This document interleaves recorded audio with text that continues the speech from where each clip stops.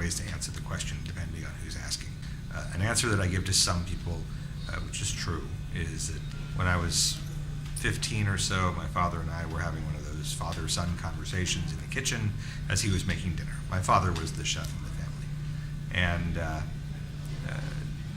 we were talking about typical kinds of things, and I remember very distinctly that as he was pulling a ham and cheese souffle out of the oven, which was for dinner, he said, "Danny, if you make a good souffle, you can get into any girl's pants," which is kind of a funny story, but it's true, actually.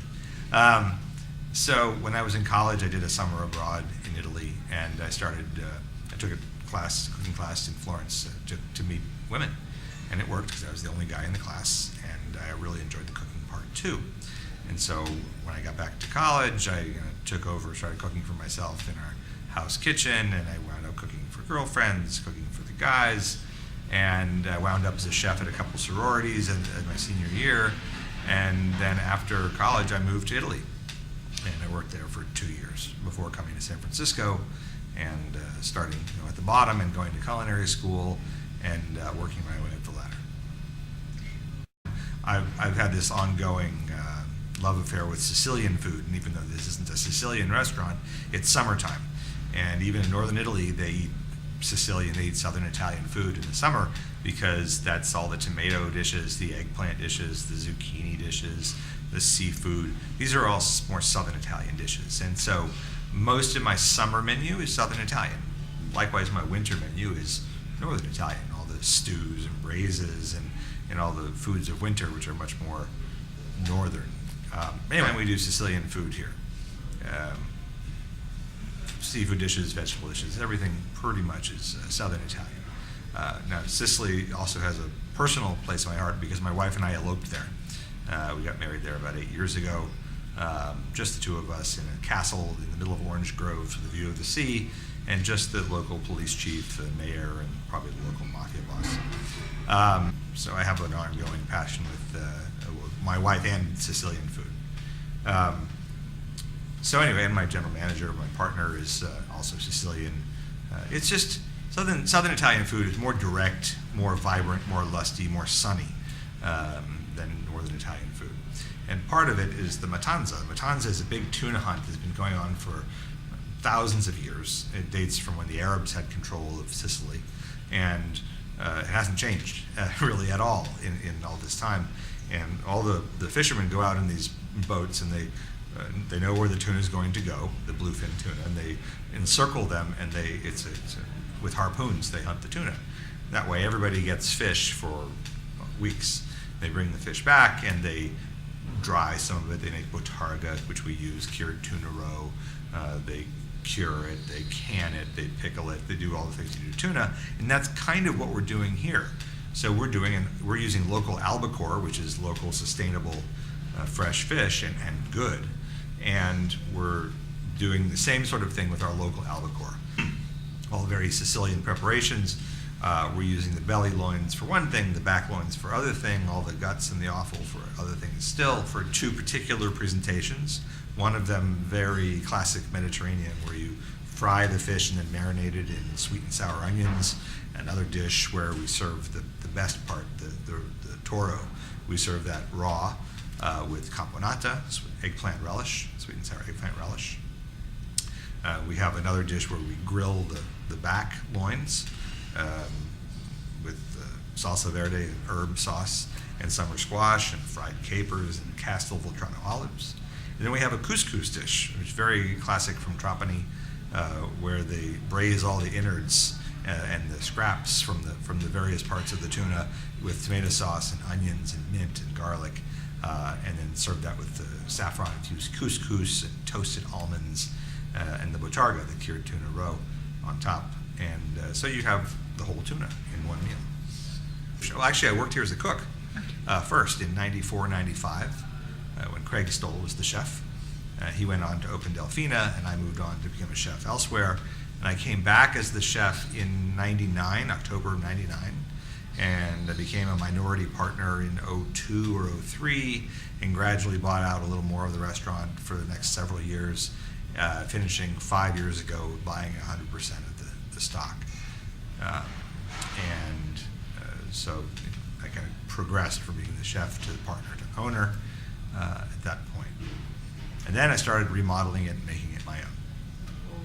It's similar in style, but I think portion sizes haven't changed. The quality of ingredients haven't changed.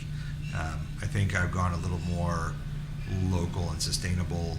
I think I've done some changes just in watching what people eat, and people have changed how they eat. So, it used to be that the lunch menu and dinner menu were basically the same thing, but I saw how many people ordered the chicken salad that's been on the menu since we opened, and instead of hitting my head against the wall saying, why do they order chicken salad when they can get so many other things, I put on a seafood salad and a steak salad, and in the fall a duck salad, and in the spring a lamb salad, and now a stone fruit salad I have in the summertime, and all of these big salads sell. So, I think when you're a chef, you have like a vision of what you want to do.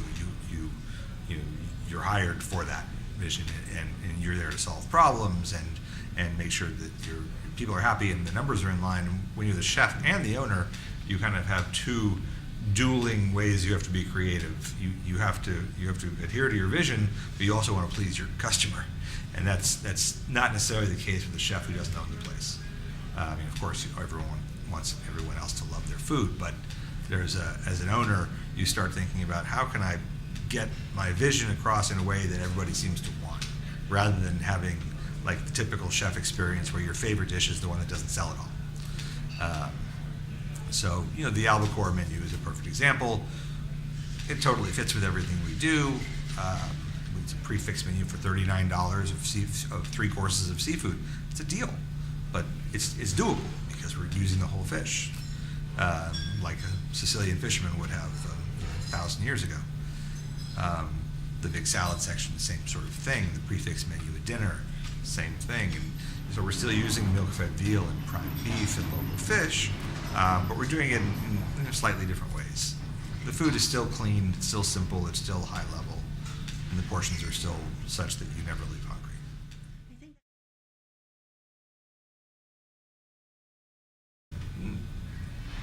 Other chefs, usually. So people I worked for, Gary Danko, Bruce Hill, Craig Stoll, chefs who I worked for, and then other chefs, who have things to offer that, like George Moroni, I don't know where he is now, but he wrote the best menu ever.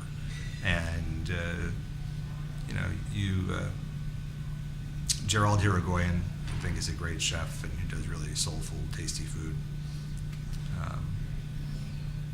Then I look at other places that are, the restaurants that have withstood the test of time, by just doing it right for years and years and years. Boulevard or Zuni or the House of Prime Rib or Tadich's.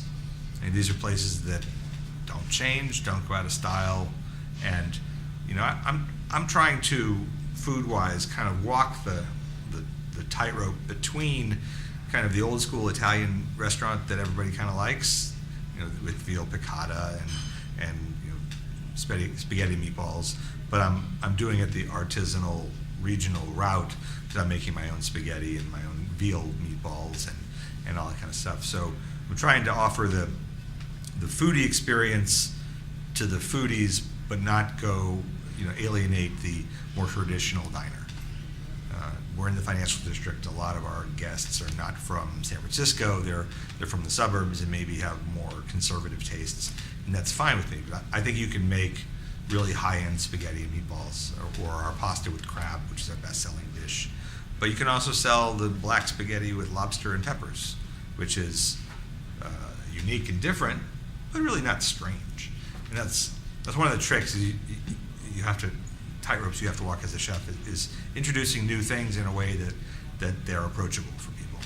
And so I try to walk that tightrope. There's lots of restaurants out there doing like all awful menus, all organ meats, and all kind of strange Italian food, the way some people would look at it. And there are restaurants that still do the same thing they've done for 50 years, and they have their clientele as well. And I guess I'm trying to position myself right in the middle of those two. I mean, I'm kind of between North Beach and Financial District, so I kind of walk that tightrope. We have people coming in who want something really basic. We got it. we have people coming in who are looking for a new and exciting experience, we would definitely have that too.